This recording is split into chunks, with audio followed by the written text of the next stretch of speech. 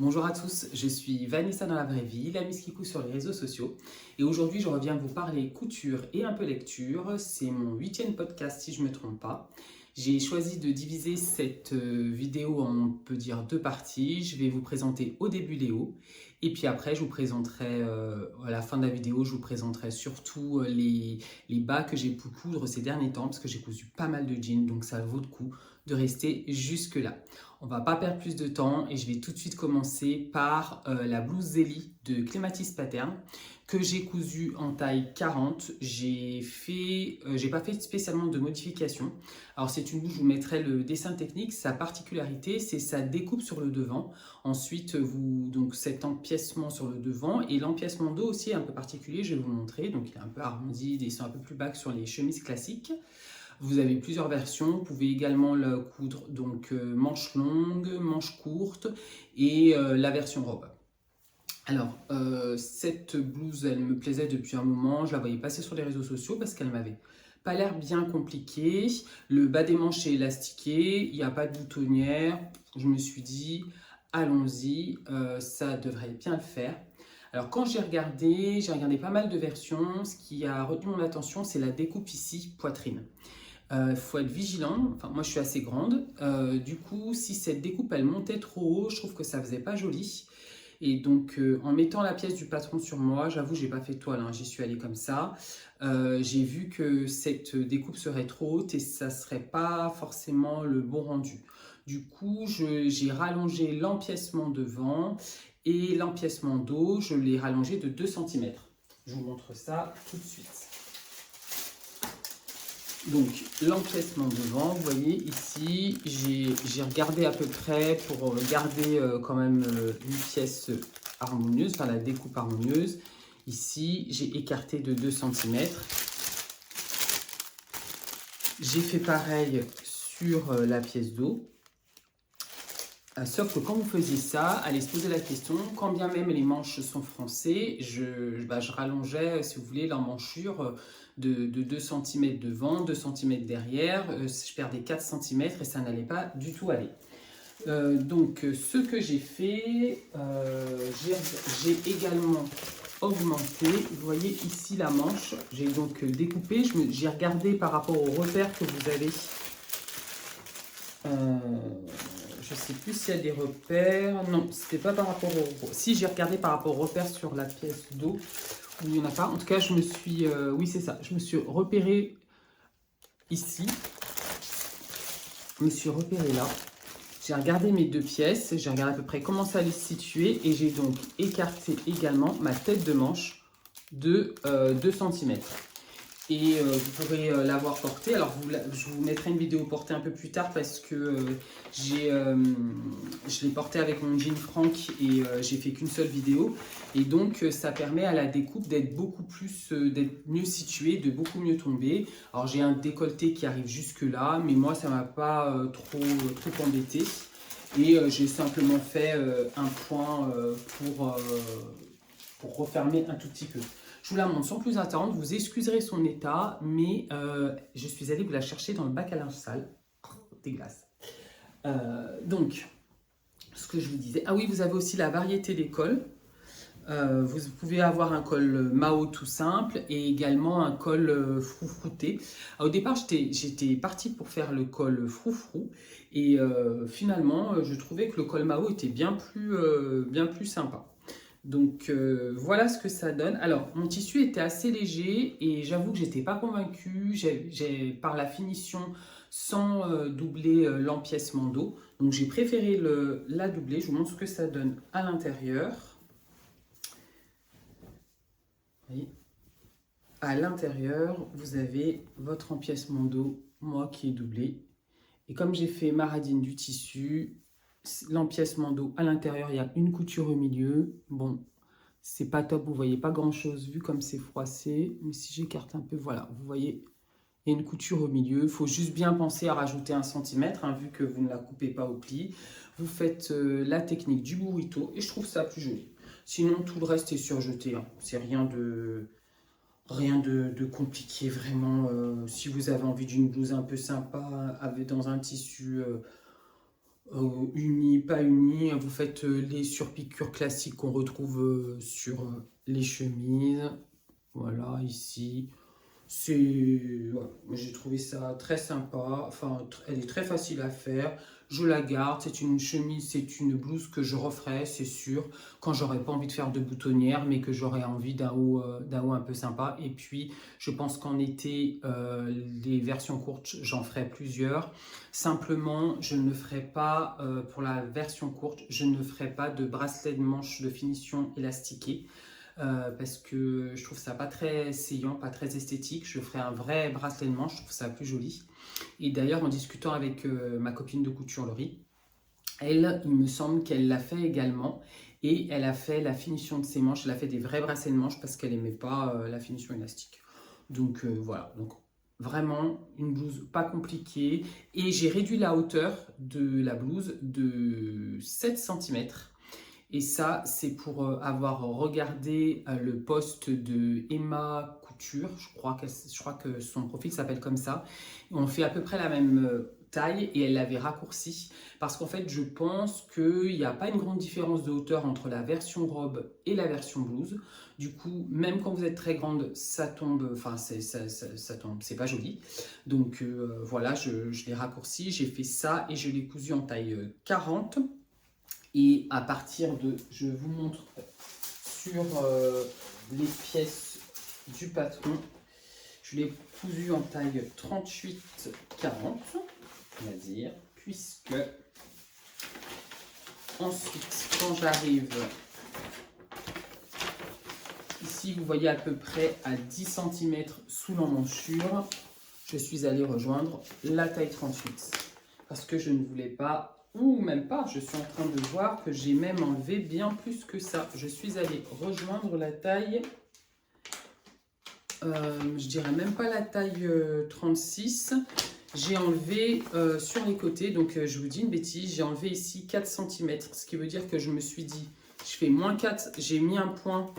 Donc ici vous avez la taille 40, là j'ai mis 4 cm ici, en partant de 10 cm sous l'emmanchure à peu près, j'ai fait une ligne droite jusqu'à mon point que j'ai tracé. Vous voyez, si je déplie, ça donne ça. Je voulais pas trop d'ampleur, je voulais pas autant d'ampleur qui est prévu dans le patron. Je trouve pas que ça soit très saillant sur moi quand il y en a.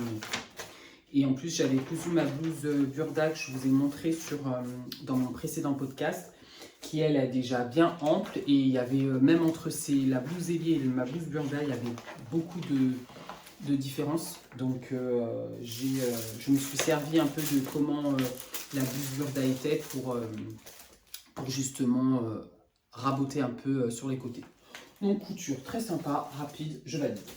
Ensuite, une autre réalisation que j'ai faite, donc c'est une chemise. J'ai eu l'opportunité, en fait je fais partie des couturières qui peuvent coudre en exclusivité les numéros les patrons de Fibre Mood avant que le magazine sorte. Donc au départ, je m'étais dit je voulais coudre la veste du magazine et je vais vous montrer le magazine tout de suite après. Et puis finalement, j'ai vu la chemise, notamment celle de Paola Couture, que je trouvais trop belle. Et donc je me suis dit non mais on n'est pas venu ici pour souffrir. La couture c'est un kiff, la veste tu la feras après. Là ce que tu aimes c'est la chemise et surtout le temps que tu as c'est pour la chemise. Je vous la montre tout de suite. J'ai donc cousu la chemise Karen du dernier magazine Fibre Mood, qui est une chemise traître avec col de chemise classique. Vous avez un pied de col, un col. La particularité, c'est la découpe au niveau des manches. C'est très bien expliqué. Ça m'a pas semblé, je me rappelle même pas avoir vraiment beaucoup réfléchi. C'est plutôt logique. Vous montez l'empiècement. Vous voyez, j'aurais même dû la laisser sur le mannequin pour vous montrer. Vous cousez l'empiècement devant, l'empiècement dos, vous préparez votre col également d'un côté. Ensuite, vous allez assembler manches et devant et dos. Vous voyez, hop, vous avez ça. vous assemblez les manches, vous venez froncer le tout, donc ça vous fait un grand truc, vous venez froncer le tout pour que ça corresponde à votre empiècement dos et devant assemblé. Vous mettez la patte de boutonnage qui est cachée. Qui dit caché dit patte boutonnière. On met des pressions. Je vous dis, je ne suis pas venue ici pour souffrir quand je couds. Vous mettez des pressions. Il y a juste en haut, j'ai mis une pression nacre et pas grise pour me dire que c'est un peu plus joli. Et votre chemise est terminée. Donc les explications sont très bien faites. Je vous montre le dessin technique tout de suite. Vous voyez, c'est pas compliqué du tout. C'est la chemise Karen. Voilà, du dernier fibre mood. Tac. Patte de boutonnage caché, empiècement devant, la même chose au dos. Et par contre, ce que je n'aimais pas du tout, et on a été beaucoup à modifier ça, c'était les manches. Les manches, elles sont ouvertes là avec un espèce de ruban. Je ne trouve pas ça pratique, je ne trouve pas ça esthétique. J'ai dit c'est pas pour moi. Du coup, j'ai rallongé mes manches pour avoir une finition élastiquée. Comme je l'ai cousu après ma blouse Gélise, j'étais lancée. Hein. Et pour ce faire, je vais vous dire de combien j'ai rajouté. J'ai rallongé les manches.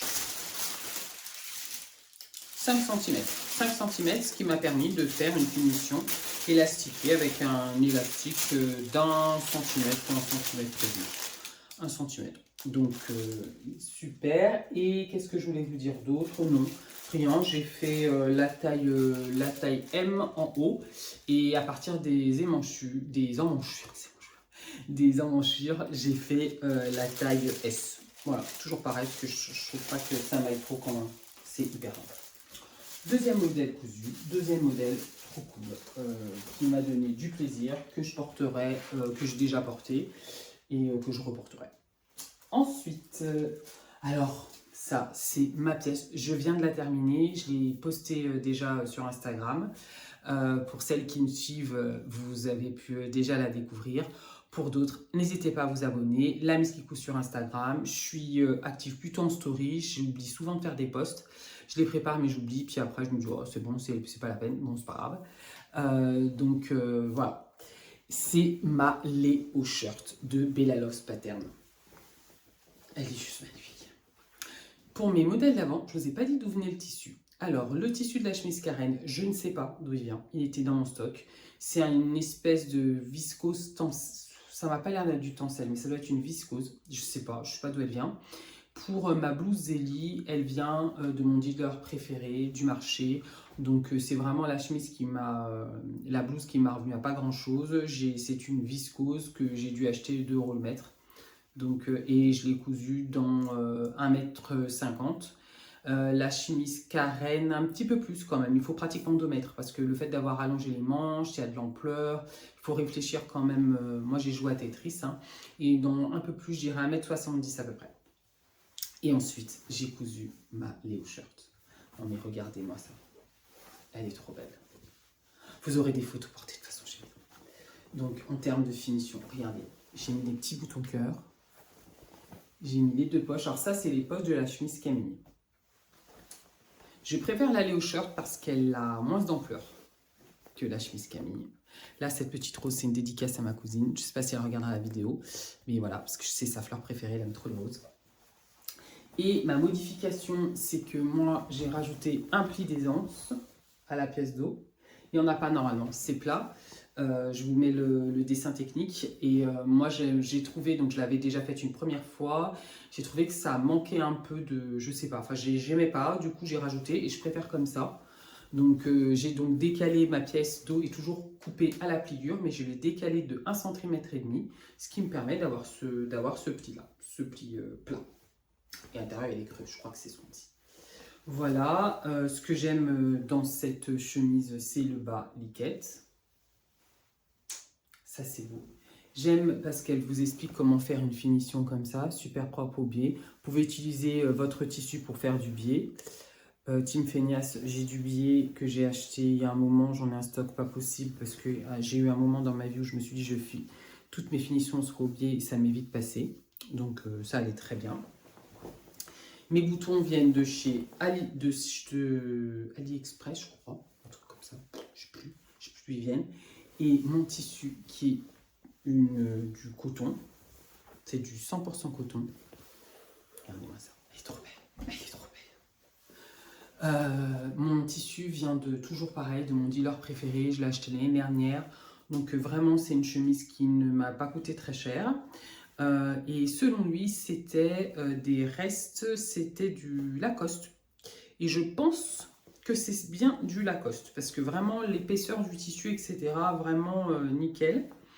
Qu'est-ce que vous dire de plus? Rien. C'est un patron que je trouve très bien expliqué et ce qui est fort dommage, c'est qu'elle utilise un tissu jaune et on voit, il y a des moments, notamment l'étape du col, on voit pas très bien. Après je suis allée re-regarder sur mon ordi, etc. Et ça fait partie des explications que j'ai imprimées. C'est vraiment dommage. Parce que sinon en termes de... Enfin moi j'utilise toujours sa méthode maintenant pour finir mes cols et j'arrive à avoir des jolies pointes, je trouve. C'est plutôt joli, le montage intérieur, etc. Alors là j'ai vraiment utilisé du ton sur ton, du coup on voit pas trop, mais le jeu des surpiqûres est génial. Enfin vous voyez rien, j'avais serrillé et puis j'ai utilisé du fil ton sur ton. Mais vraiment, sa méthode pour monter le col, pour monter ici les bracelets de manche, elle est top. Elle est vraiment top. C'est une chemise pour laquelle je ne regrette pas l'achat. C'est ma deuxième version. Elle a deux statures. La gamme des tailles, je ne l'ai plus en tête. Il y a deux statures. J'ai pris la stature la plus grande au niveau du corps. C'est très bien. Au niveau du manche, ça ne va pas du tout. Je les ai rallongées de 4 cm.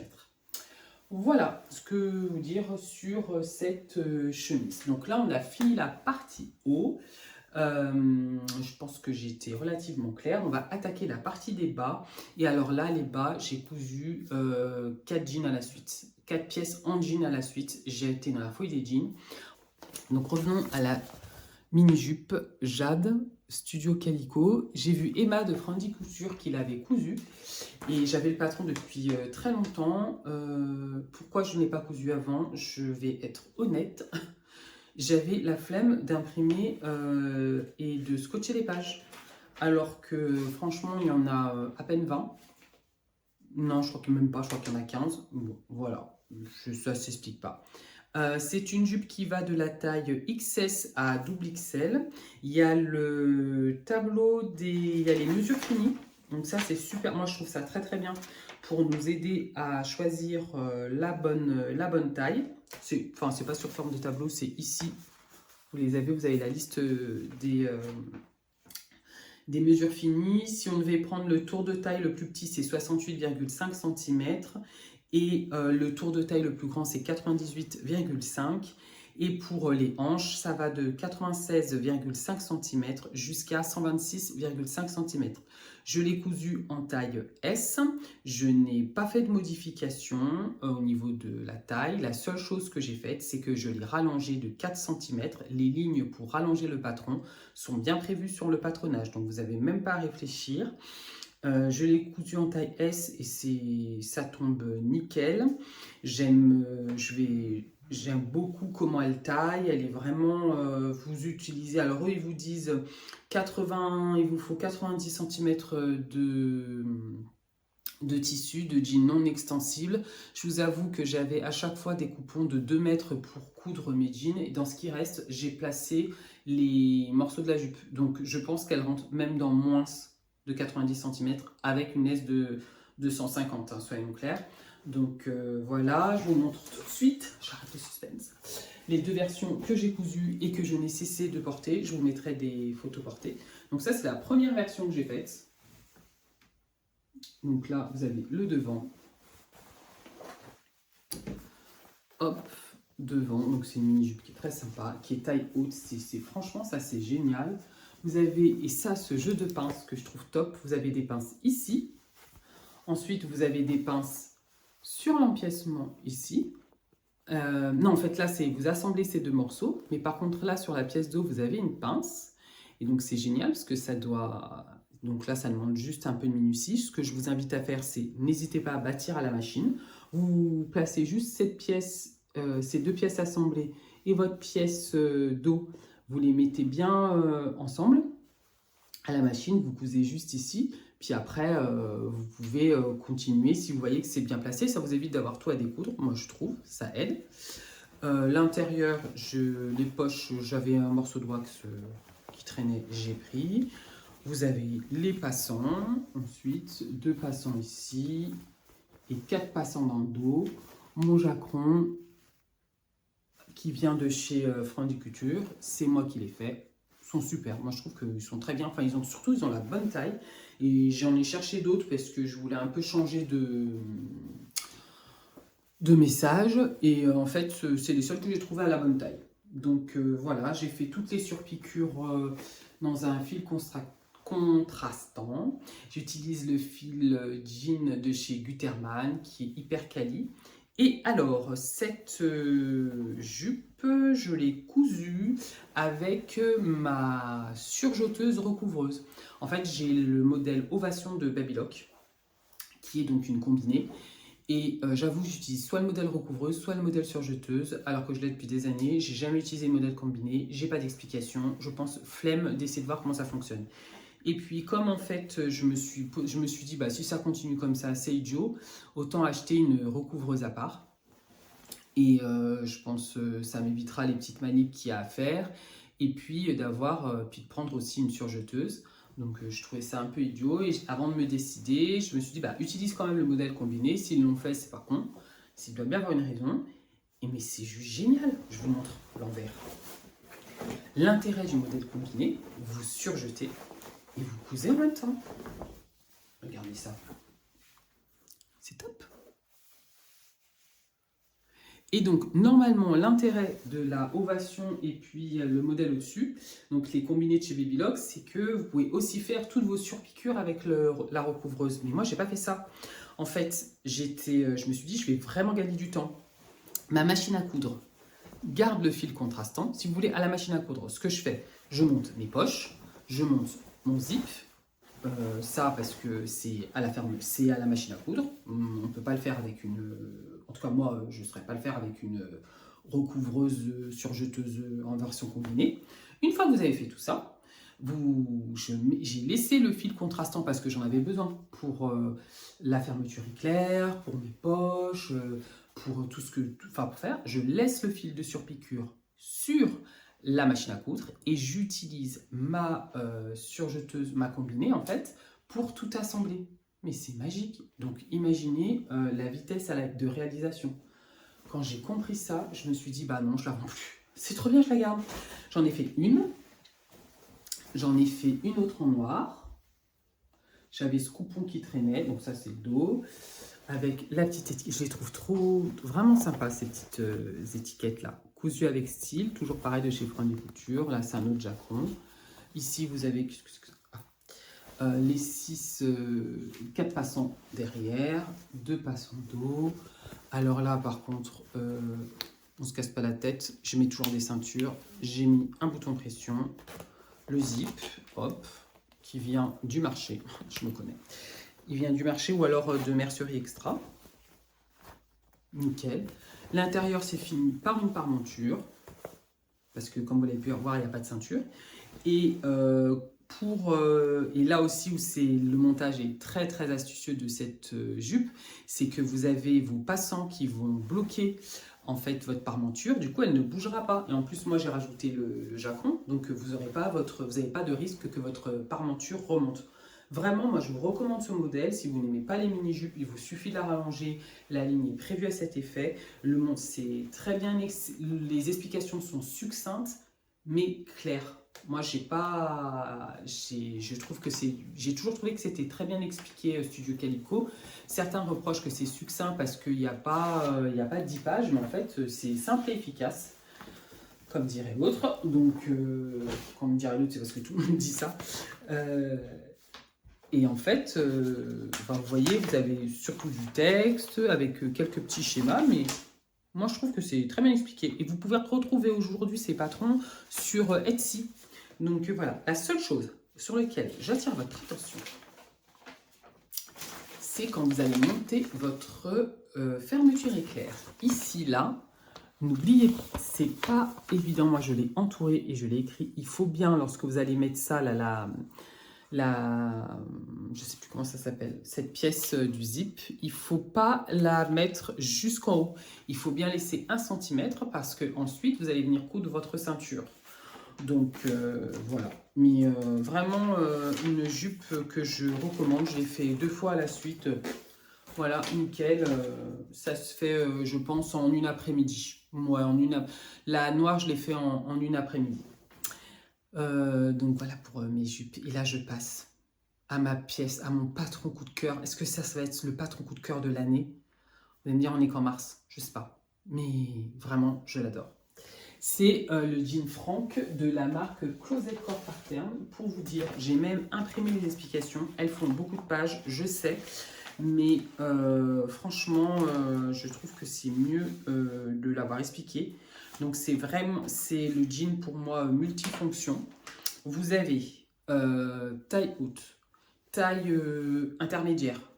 Vous avez jambe droite, jambe wide leg comme on dit. Et puis vous avez la jambe tonneau là, barrel. Donc voilà. Tous les codes du jean. J'ai imprimé, je dois avoir un dessin technique. Je ne sais plus où on a été coupé, mais je reviens vite. Je sais que ce que je voulais vous montrer, c'était la variété des modèles que vous aviez avec le jean Franck. Donc taille haute, taille mi-haute, je crois que c'est ça, mid-rise là.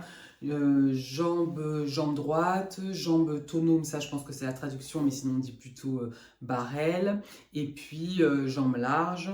Ça va donc de la taille 0 à la taille 32 et vous avez 2 longueurs, donc la longueur 30 et la longueur 32. J'ai fait la longueur 32, c'était quand même trop court, je vais vous montrer. Vous avez les longueurs, les mesures finies dans le patron, donc vous n'avez pas trop à vous... ça aide beaucoup je trouve.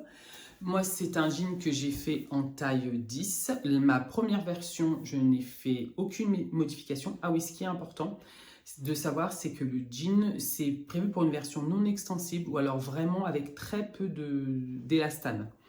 Mon fournisseur officiel de jeans, j'en avais parlé sur Instagram. Donc, vous voyez, je suis beaucoup plus active sur Instagram. Dès que je peux, je donne des petits tuyaux. Mon fournisseur de jeans, c'est Tissu de Rêve. Très franchement, je n'ai pas encore trouvé de meilleur rapport qualité-prix côté jean. Voilà, donc à un moment, je crois, alors je ne sais pas si c'est vrai, mais apparemment ils avaient les mêmes fournisseurs que les coupons Saint-Pierre. Mais quoi qu'il en soit, n'empêche que je trouve, pour avoir déjà acheté du jean enfin, aux 2 endroits, je trouve que le jean de Tissu de Rêve, en termes de qualité, il n'y a pas à dire. Faites le jean, ce qu'il faut connaître au-delà de la couleur, de l'entretien, des lavages, pas trop d'essorage, il faut fixer la couleur, machin, le truc que je fais jamais. Voilà, j'avoue, moi je fixe pas la couleur. Au lavage, oui, je mets peu d'essorage, c'est-à-dire je mets à 600 tours. Mais après, je me dis, dans la vraie vie, j'ai pas le temps. Donc voilà. Et donc moi, je suis pas venue pour souffrir. Donc je ne le fais pas. Mais ce qu'il faut faire attention, c'est au grammage par mètre carré. Et donc moi, pour le jean Franck, je trouve que les 2 versions que j'ai faites, j'ai utilisé un grammage qui est supérieur à 400 grammes.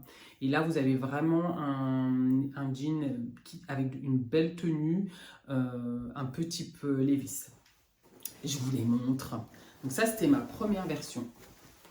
Donc, j'ai fait 2 fois les versions taille haute, jambes larges. Voilà, fermeture éclair. Alors, on retrouve la méthode du ginger, qui est super, qui est aussi la même méthode que pour le genet de Girendo. Donc vous voyez, mon jean vient chez Tissu de Rêve, il a marbré, mais ça me dérange pas. Je me dis un jean qui marbre, c'est un jean qui vieillit, enfin moi ça me gêne pas. Mes boutons viennent de chez AliExpress. Vous avez des passants, tous les codes du jean, la poche ticket, ici la poche comme ça. Au dos, l'empiècement, le dos, les poches, mon jacron qui vient de quelque part, je ne sais pas d'où. Je vous mets les photos portées. J'ai fait toutes les surpiqûres en fil contrastant. Et encore une fois, j'ai utilisé ma combinée. Donc mon fil de surpiqûre était sur ma machine à coudre. En plus, c'est génial. Je le laisse aussi, j'utilise la machine à coudre pour les surpiqûres parce qu'on peut être beaucoup plus précis avec la machine à coudre qu'avec la combinée, à mon sens, pour les surpiqûres. Donc il y a aussi ça. J'ai mis des rivets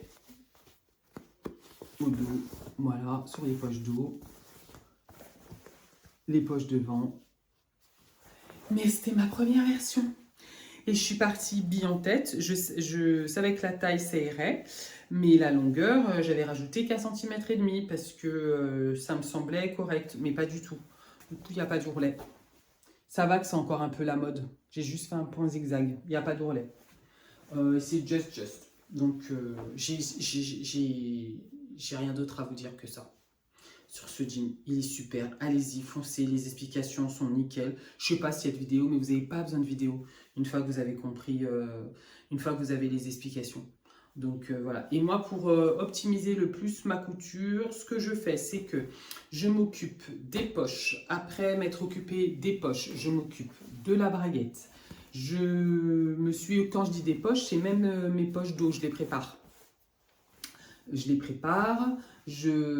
les fixe aussi, voilà. Une fois que j'ai fait ça, hop, j'ai plus qu'à passer sur ma combinée, j'assemble, je reviens juste pour faire les surpiqûres d'entrejambe. Regardez-moi ça. Regardez-moi cette précision, c'est beau. Vous voyez? Et ça fait que j'ai facilement mon jean. Ouais, il me faut peut-être un dimanche après-midi, 2 heures dans l'après-midi, 1 heure. Je pense qu'il me faut 5 heures pour coudre un jean, 5 à 6 heures.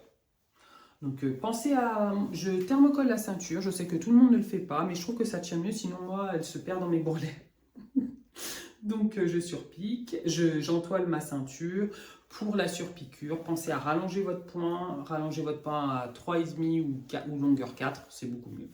Utilisez bien des aiguilles jean, ça change tout, on se casse beaucoup moins la tête et fiou, ça roule. Voilà, ça c'était pour ma première version et donc ma deuxième version qui est juste la plus belle version de l'univers du monde. Je vous la montre, je l'ai mise hier, je bossais, j'étais en réunion toute la journée, on était, je sais pas combien, on devait être une vingtaine. Je ne me lève pas par principe quand il faut aller chercher des trucs, etc. Parce que je bosse dans un milieu extrêmement masculin, donc comment vous dire, ils n'ont aucune facilité à envoyer les femmes chercher des trucs, voilà, ils sont à deux doigts de vous dire, d'ailleurs, je cherche un café, donc moi je bouge pas quand il faut aller chercher des trucs. Ils me disent, oh, il nous manque ci, je dis, ah bah, qui c'est qui va aller le chercher? Mais là, hier, je me suis levée 50 fois. Dès qu'il manquait un truc, je me suis levée. Tout ça pour qu'on puisse admirer mon jean. Il est magnifique. Regardez. J'ai fait les surpiqûres ton sur ton avec du fil, toujours du fil jean Gutermann. Hein, ils ont ce gris clair. Nickel. Fermeture. Regardez l'entrejambe. Mais est-ce que c'est pas beau ça? Nickel. L'entrejambe. La ferme, le bouton vient de AliExpress, Chine ou un truc comme ça. Là. Ils font plein de trucs de couture. Là, ne me jetez pas la pierre, on fait comme on peut. Ici, vous avez une fermeture éclair, classique du jean, nickel. Les poches, regardez, c'est le même tissu que ma chemise. Donc, je n'ai rien perdu. J'ai mis la poche ticket, là, vous voyez qu'elle n'est pas du même côté parce que je l'avais, quand je l'ai coupée, enfin, il fallait la couper sur le tissu à l'endroit et moi, je l'ai coupée sur le tissu à l'envers. Donc, ça n'allait pas, je l'ai mis de ce côté-là. Derrière, jacron, Friendly Couture, étiquette Friendly Couture, rivet, j'en ai 40 pour l'instant parce qu'il m'en manquait, donc je vais en recommander pour compléter. Je trouvais que ça choquait pas trop à l'arrière. En tout cas, moi, je me regarde pas les fesses quand je marche, donc moi, ça me gêne pas, c'est les autres, pas moi. Et voilà, j'ai mis les rivets à l'avant. Et la poche ticket n'en a pas encore pour l'instant. Là, par contre, j'ai rallongé le jean de 4 cm. Plus les 1,5 cm de la version d'avant que j'ai lissé. Et c'est super long, c'est même un peu trop long parce que après mon ourlet il est que de 2,5 cm. Je pense que je peux facilement faire un ourlet de 4. Ça sera même plus joli. Je vais juste vous montrer sur la pièce, sur le patron où j'ai rallongé, parce que je n'ai pas utilisé la ligne qui est prévue au patron pour rallonger, parce que je trouvais que les jambes tombaient très très bien. Et là où était situé, je vais vous montrer. Non. Ah, si, c'est bon. Là où est situé, donc vous voyez, la ligne pour rallonger le patron est ici. Donc elle est au-dessus du genou. Parce que ça ici, c'est le repère genou. Et le jean m'allait très bien jusqu'au genou. J'avais pas, il tombait très bien. J'avais pas d'excès de... Enfin, je trouve que ça tombait bien. Si je le rallongeais à cet endroit-là, j'allais me retrouver...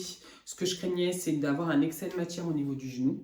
Donc, je ne l'ai pas rallongé à cet endroit. Je l'ai rallongé, vous voyez, juste au-dessus de l'ourlet. Et j'ai rajouté ici 4 cm. Et puis, j'ai laissé mes 1,5 cm que j'avais déjà rajouté avant, de manière, si je puis dire, non conventionnelle. Alors, pourquoi est-ce que je j'avais pour mes 1,5 cm, vous allez me dire, mais pourquoi est-ce que tu n'as pas... tu l'avais pas fait directement, correctement sur la pièce de patron.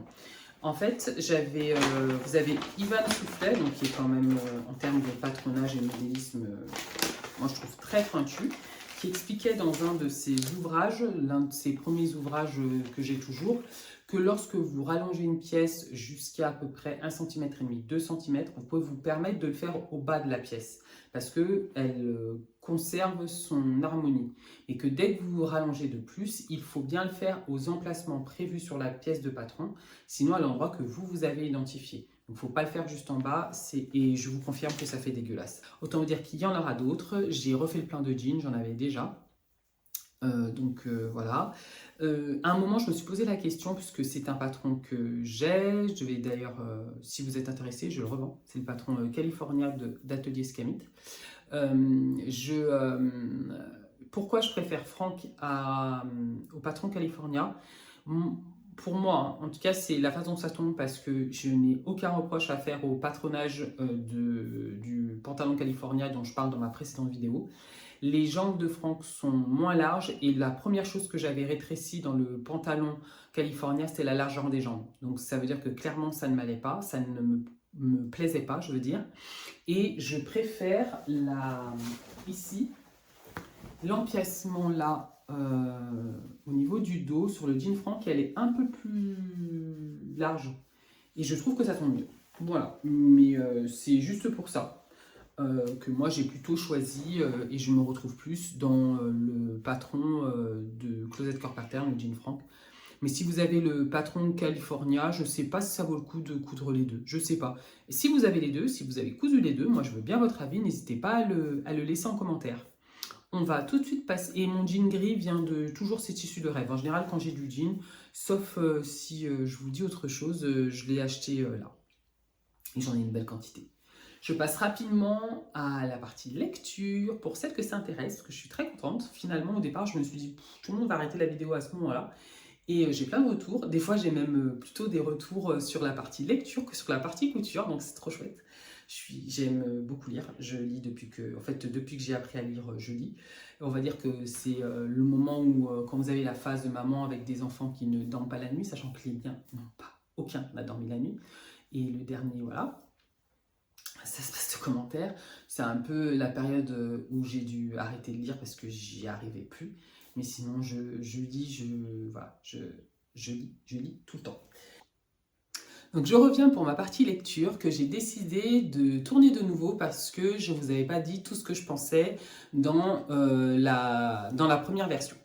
Alors, ce que j'ai lu dernièrement, le mois de mars n'est pas encore terminé, mais j'ai déjà lu 4 ouvrages, je crois. En tout cas, j'en ai terminé 4, 3 ou 4, je ne sais plus, sur les que je voulais vous partager. Donc, je vais commencer par celui que j'ai moins aimé. Donc, celui que j'ai moins aimé, c'est celui-ci. Donc, Reservation Road de John Burnham Schwartz. Oui, par contre, j'ai fait allemand. Donc, je sais qu'on dit Schwartz. Donc, c'est ce livre, en fait, c'est l'intrigue de départ, c'est un délit de fuite après un accident de voiture. On va avoir le fils d'une famille qui va qui va malheureusement décéder à la suite de ce tragique accident. Donc au départ, on pourrait penser que les deux familles, elles n'ont rien à voir. Donc vous avez un chauffard et une victime. Et puis finalement, tout au long du livre, on se rend compte qu'elles ont un point commun. Et voilà, et donc on suit l'évolution jusqu'à ce fameux point commun. Donc, et donc c'est vrai que l'auteur nous amène à bien découvrir, nous amène en fait à comprendre quel est leur lien. Il décrit quand même bien, si vous voulez, comment vivent chacun de leur côté, à la fois l'auteur du crime, mais aussi la famille de la victime. Mais sinon, je me suis particulièrement ennuyée. Je trouve qu'il y a beaucoup de longueur. Je suis restée sur ma faim. J'avoue que je n'ai pas compris en fait que c'était la fin. Je ne sais pas s'il y a une deuxième version, enfin un deuxième tome, je ne sais pas, mais j'ai trouvé que le livre n'était pas abouti.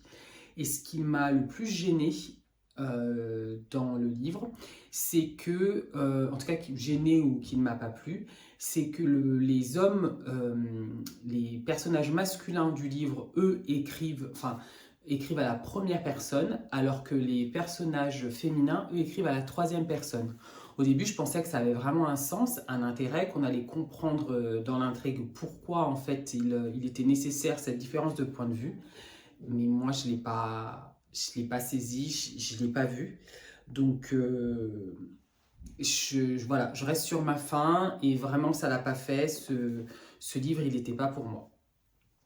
Ensuite, l'autre ouvrage dont je vais vous parler, que je viens de terminer, c'est 10 ans d'os de sang de Alice Finet. Je pense que c'est ce qu'on dit. Donc là, par contre, c'est pas un livre papier, je l'ai lu sur ma liseuse. C'est très bien. Enfin, c'est un bon thriller, efficace, on a des chapitres courts, on tourne les pages, on suit l'intrigue. Vraiment, on pense deviner, mais non, il y a un bon rythme. Moi, on découvre au fur et à mesure les différents rebondissements. Je dirais que jusqu'à la dernière ligne, on a des rebondissements. Donc moi, j'ai passé un excellent moment de lecture. Je pourrais en lire d'autres de cet auteur. Il fait un peu moins de 300 pages, efficace, on passe un bon moment. Le troisième ouvrage que j'ai fini au mois de mars, c'est Tenir debout de Melissa d'Acosta. Là, par contre, c'est un livre audio. J'ai dû étaler mon écoute parce que je l'ai écouté dans le cadre de mon abonnement Spotify et on n'a que 12 heures par mois. Et bon, comme je ne suis pas une grande adepte des livres audio, je prends pas, je ne vais pas augmenter mon abonnement ou prendre un abonnement payant sur une autre plateforme. Mais en tout cas, j'ai trouvé ce livre très très bien. Enfin, je crois qu'il est assez connu, enfin que beaucoup de monde l'ont lu, mais vraiment, moi j'ai passé un bon moment. Donc l'histoire, on va suivre en fait tout au long de ce livre. C'est quand même un sacré pavé, hein. L'évolution en fait de la relation entre François et Éléonore. Donc Éléonore est beaucoup plus jeune que François. Il quitte sa femme, il la suit, c'est un peu la description du bobo, l'artiste parisien, etc. Il va lui arriver un événement tragique, je ne sais pas si c'est pris dans le résumé, donc je ne vous dis pas. Et on se demande justement comment est-ce que cette histoire va tenir debout. Mais je ne suis pas sûre que ce soit vraiment pour ça que le titre a été choisi. Mais en tout cas, c'est une des interprétations qu'on pourrait donner.